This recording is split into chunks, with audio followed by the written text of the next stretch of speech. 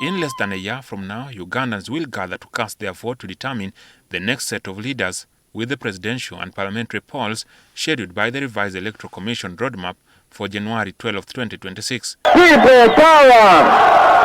Our power! Wheels have been set rolling on the implementation of the election roadmap, and 2 of the 29 planned activities, which include the demarcation and reorganizing of polling stations, have been conducted pending the display and handling of the complaints triggered by the adjustments.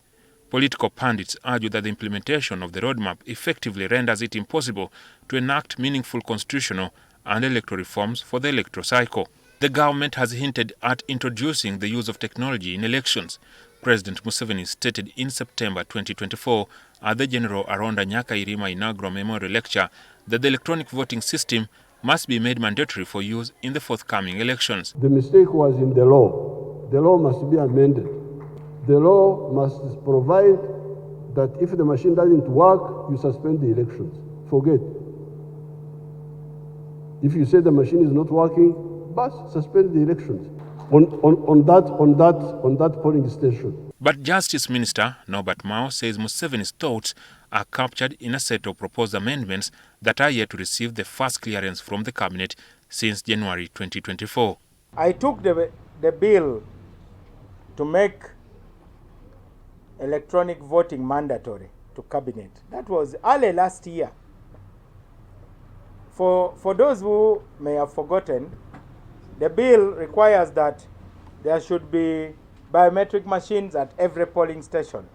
And unlike the current ones we have been using, they will not only be using fingerprints, they will also be using biometric features like facial appearance. However, Mao points out that a section of the Cabinet raised serious objections about the proposal for a jail term for election officials found engaged in election malpractice. There were some serious objections in Cabinet. So then Cabinet appointed a committee to deal with it. So my direct answer to you is that I am going to go back to Cabinet and request that we conclude on that law, because it is the best answer to the allegations of ballot stuffing. The proposal for the mandatory use of technology is viewed as a means to curtail multiple voting practices and ballot stuffing that is a subject of accusations and counter-accusations in every election cycle. There was ballot stuffing. The governance pundits that the Nation Media Group approach for insights on how best the technology can be incorporated in elections have endorsed its usage, but with a mixture of concerns on the limited time left to implement any new changes ahead of the 2026 polls. Presently, the technology in use by the elections body is limited to the registration and verification of voters. On a scale of 1 to 10, you can rate our technology at around 4 out of 10. So we are not even halfway what we should be using technology for. Technology is used for a number of purposes. Number one, it is used for voter identification. It means, therefore, as you come to the polling station, there should be very many ways in which technology should recognize you. The electoral body first rolled out the biometric voter verification system for authentication of voter identity during the 2016 elections, albeit without a supporting law. This became the subject of contestation in the Amama Mbabazi versus Yoweri Museveni election petition.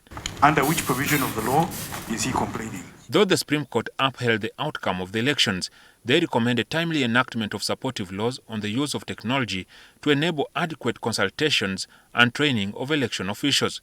In 2020, Parliament amended the Electoral Commission Act Cap 140 to permit in subsection 1A that the Commission may, in the exercise of its powers under subsection 1, adopt technology in the management of elections.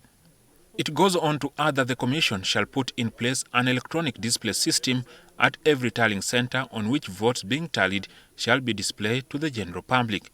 The Presidential Elections Act 2020 in Section 56, subsection 2, provides for the electronic transmission of results by expressly requiring a returning officer to transmit to the Commission with a copy to participating political parties and organizations, a candidate and candidate's official agent, the following documents electronically: the return form, the tally sheets, and the declaration of result forms from which the official addition of the votes was made.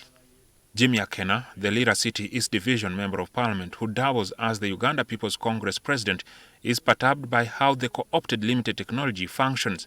The transmission of the data leaves a lot to be desired because it creates a lot of gaps. You cannot follow it, is not organized. I mean, you're seeing it haphazard, so how the totals come about leaves an aftertaste that people are not happy with. So there are areas which we need a better control of.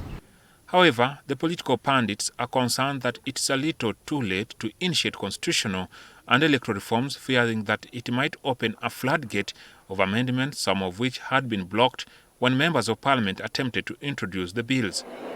The head of programs at African Youth Development Link, Topista Chiza, worries that the reforms may be passed haphazardly. We've seen in the past that all the reforms that were introduced towards elections have really not favored, have really not served the purpose.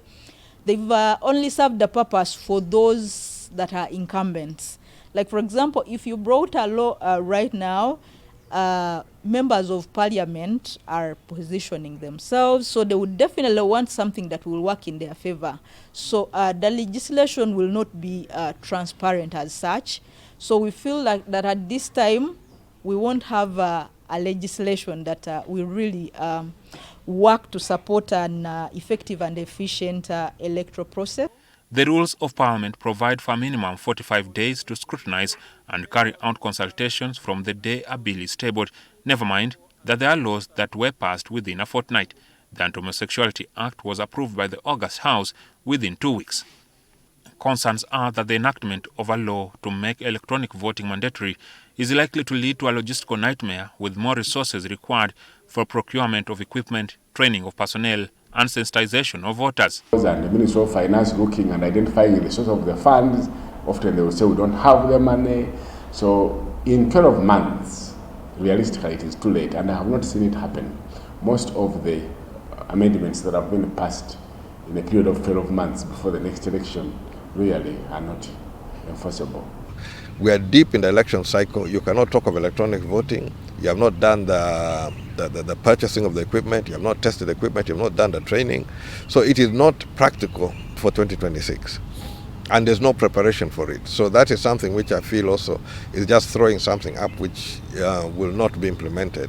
The fears are supported by the Electoral Commission, which at a recent engagement with the members of the public on voter registration indicated that the procurement process is well underway. We have also started procuring some items required for the 2025-26 general elections. Of course, there are a lot of other things which need to be procured. Some of the things which need to be procured require the participation of stakeholders, such as political parties. Uganda Bureau of Statistics recently handed over 36,000 tablets for use by the electoral body out of the required 48,000. Mao, however, has the conviction that it is possible to have the amendments passed and implemented for application in the next election, basing his argument on how the recent rationalization of the government agencies was conducted. You saw how Parliament dealt with UNRWA and the UCDA. There's really not a lot of debating to be done about these things. Ugandans want a government which represents them, and that's why we talk of free and fair elections. The governance experts caution against making electronic voting mandatory due to fears that the system could fail because of the state of infrastructure. They are arguing that the failure of the system could lead to complications in the absence of a law that provides for extension of the presidential elections at a particular polling station. Jackson Onyango, NTV.